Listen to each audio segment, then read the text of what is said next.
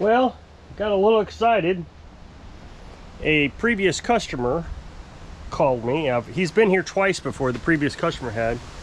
Says his neighbor's got a lawnmower that won't start. It's got fuel, it's got spark, but it won't start. So, of course, you know, over the phone, I immediately think it's compression. So, he says, how much do you charge to look at them? I said, well, I don't charge anything to look at them. I'll look at them for free. And then I'll let you know how much it cost. And then we can work on it after that. He says, oh, okay, great.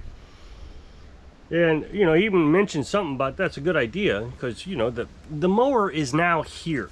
Once it's here, people are going to want to get it worked on. They're not going to want to move it from another mechanic or shop around or anything. It's like, oh, okay. So they don't even call. They just bring it over.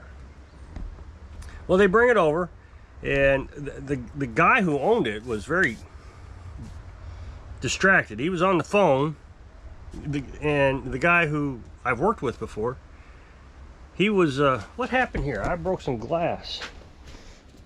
What the heck broke?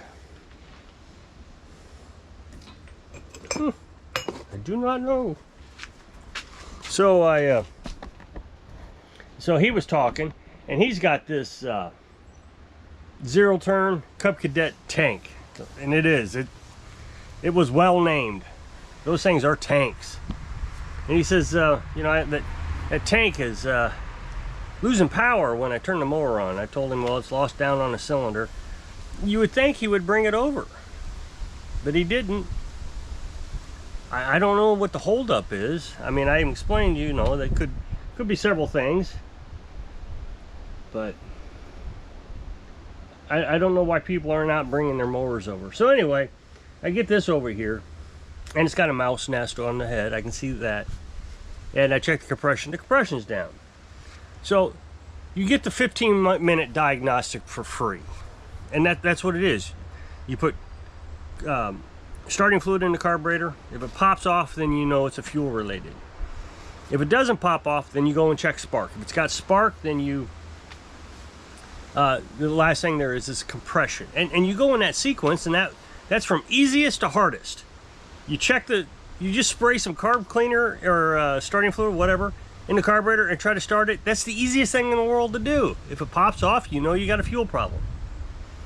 The next hardest thing to do is remove spark plug wires and put a spark plug tester in there. If you're at home, you have to remove the spark plug. That's the second easiest thing in the world to do. When you get to that point and it's still not working, now you have to remove the spark plug and check compression. Well, when I took the spark plug out, I saw a mouse nest. Well, I found out it was actually just a grass accumulation. It wasn't a mouse nest. But that was my diagnostic, is you're down on compression. So I stuck an endoscope into the spark plug hole just to make sure the cylinder wasn't scored, to give me the impression that the engine was still in good shape. So I called him up and said, look, it needs a new head. I'm not entirely sure what it is. It could be a valve, it could be a warped head. With a mouse nest, it would appear to me, now of course I hadn't checked to see if it was a mouse nest just yet, because it's 15-minute diagnostic. That's what you get for free. I said, you know, with there being a mouse nest there, it's very probable that it has overheated and warped the head or damaged a valve or moved a valve guide or moved a valve seat, and you've lost compression. So the best thing to do in these situations, especially when it's overheated, is to replace the head. And I thought I gave him a fairly reasonable price. I mean, I gave him a range, and it was still very inexpensive. And when I told him that, he says, well, I only bought it for $100 more than what you're estimating. How is it even worth fixing? And so then he asked the other question, well, if you fix it, are you going to guarantee that something else isn't going to break on it? And I said, no, I haven't heard it run. Well, there's just no way I can trust that it's going to run after you get done with it. Okay. So, you know, I understand that it was a cheap mower. He bought it used, I guess. But it's an 09, so, I mean, it's not extremely old. So he says, well, I don't want to pick it up. Do you want it? Okay. Now, I don't like taking mowers, but when they're in pretty good shape like this one, I mean, you know what the problem is, or at least you have a pretty good idea what the problem is, and everything else looks good on it. You know, the battery still works. I mean, when you have a battery that still works, that's a good sign. The fuel is good. The carburetor looks okay. It still has spark.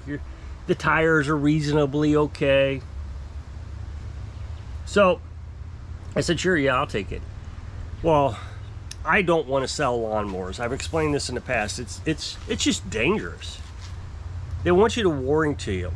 And even if you put as is or for parts only or whatever, people want me to warranty them, and I'm just not going to. This mower looks really good. And if it were me, you know, if I didn't have the John Deere or the Beast, I'd fix it up and use it until it died. But people don't want to do that. Of course, you know, you're investing money into it. If I bought a head, you know, it'd be, I think the head was $95 with the valves, and it was complete assembly. So I started looking at it, and one of the blades was not in great shape, so I had a couple of used blades over there I put on. And then the tire over there on the other side was not very good. It was completely flat and had sidewall damage. Well, I had a tire and a rim down there in the camper, but it didn't have any hub bearings. It's not bearings, it's what are those things called? I've got some right here. Bushings. They're bushings. So I just took the bushings out of the tire that came off, you know, the lawnmower, popped them into the tire that didn't have bushings that I had that was a good tire, and just swapped them out. I didn't want to waste money on a tube. The best thing to do was just put a tube in it, but I didn't want to waste money, and since that tire I got was free, I mean, it was just laying around, I would never use it.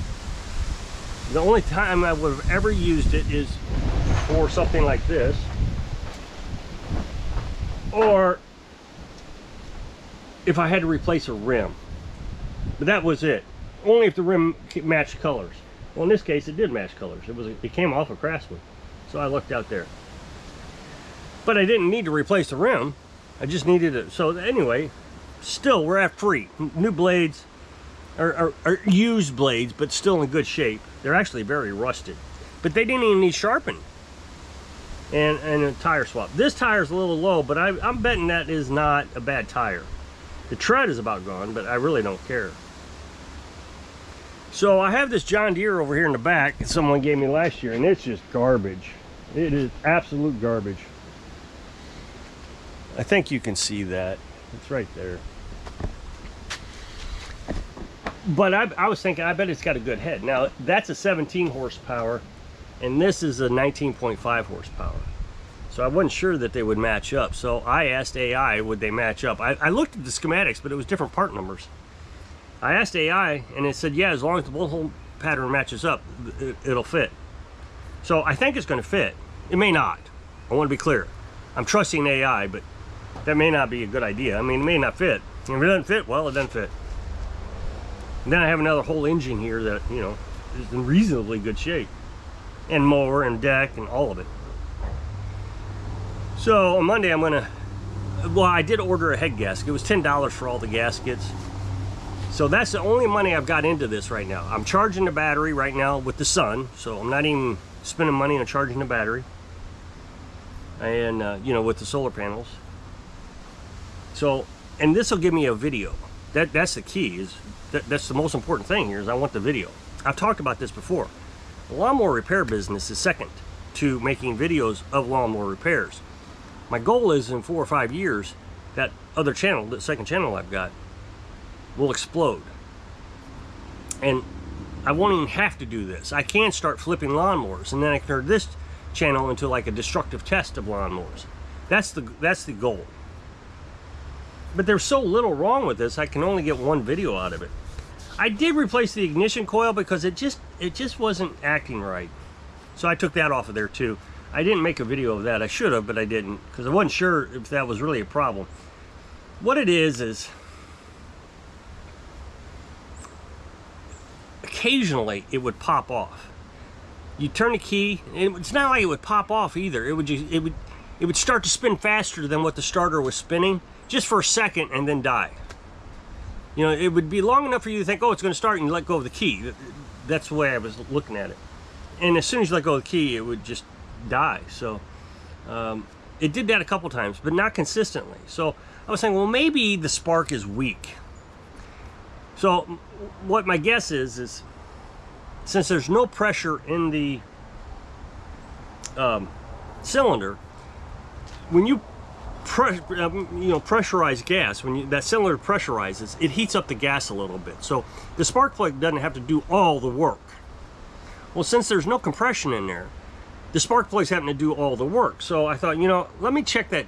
The ignition coil would have worked if the compression was working, but it was probably a little weak because it is really dirty. So I took that ignition coil off John Deere, put it on here, and now every time it will do that little spin for a second.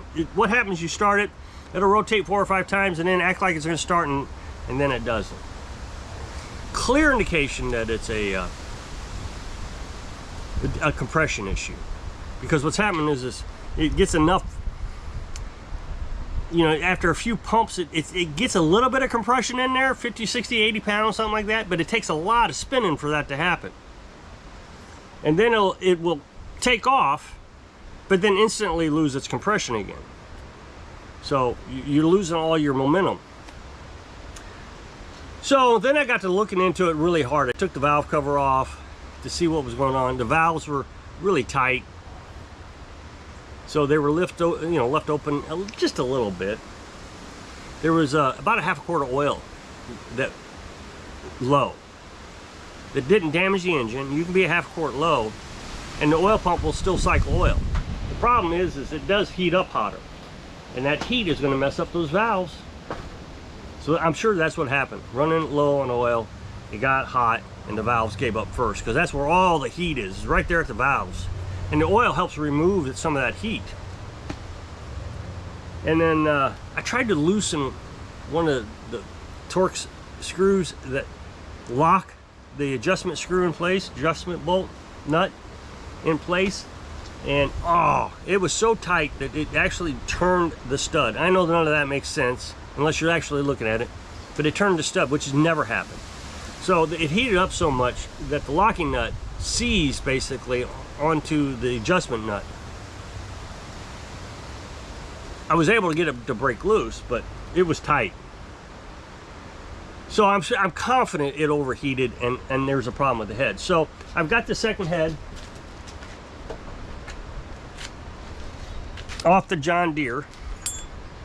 I've cleaned it up, and you know, it's still got all the valves. And I did a leak down test on it. I poured gasoline on the valves here, let it sit, and a half hour later it still had gas. There was no leakage, so the head is good. I checked for flatness, so that's off the John Deere. So if it fits, we should be in a good shape. Now, here's the key that I think it's going to fit. Here's the reason why I think it's going to fit. Is I checked for the head gasket for both. I went to the schematic for that one, went to the schematic for the John Deere, and it's the same exact part number. So since they're the same exact part number, that means the head gasket is interchangeable, which would also mean the head is interchangeable. They just use different part numbers for it's the same head, they just use different part numbers for different size engines. I don't know why they do that, but they do. I mean, they're using the same engine, so they don't have to build, or same head, so they don't have to build 2 heads for 2 different engines. I mean, companies do that all the time to save money, so they don't have to buy multiple tools. So if I get this running, I'm going to donate it to the community. I've donated one last year. That was in the fall time, and it did really well. They did a raffle on it, and the raffle did really well, a lot higher than I expected. It doubled what I thought should bring in. So I asked this lady, if she wanted another one. She said, yeah, I'll do another one. So we'll see if this head works. I told her it's used parts, and I said if I can get it to work with used parts, then I'll donate it. So she's aware that it may not work. And I don't want to spend $95 to donate a mower, so I'll just put it over there in the boneyard, I guess. I don't really want a junkyard at all, but there's a lot of good stuff on here. The tires are good, blades, deck, everything. Or if something comes in with the right size head, or you know, whatever it needs, then I can just swap out parts. So tomorrow we'll figure it out. Well, I actually got to work on a chainsaw first. I may not get to this tomorrow, even though the head gasket's coming in. So I may have to change out all the valves. These may, are the rocker arms. Those may not fit. We'll see. I don't. The connecting rod, or I'm sorry, the push rod here.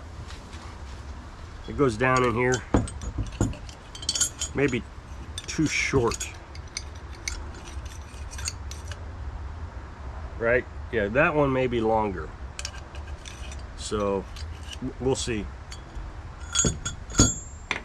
So if you'll click this up next box and take the video over to my other channel, I really would appreciate it if you check it out. It'll be a brand new video today. So I hope this video inspires you. I don't know. Deal with the downturns so you can live your dreams. Thanks for watching.